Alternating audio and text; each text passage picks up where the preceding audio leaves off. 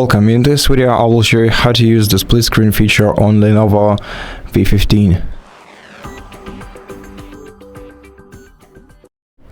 In order to do this, you're gonna have to open several different applications on your computer.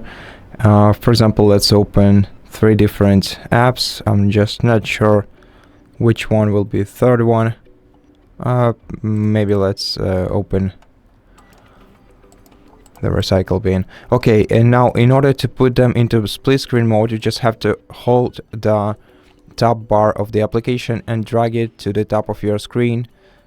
Keep holding it, and then you'll be able to see the positions available for this window. Now you can place it in one of the preset positions.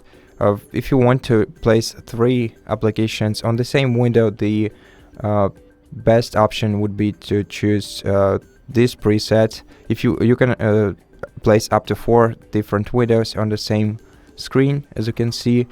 Now let's select this position for this browser, and then let's put the recycle bin here and the file explorer here. And as you can see right now, we split the screen between 3 different apps. We can change the size of each window by moving the bar between them. And we can use all of these 3 applications at the same time.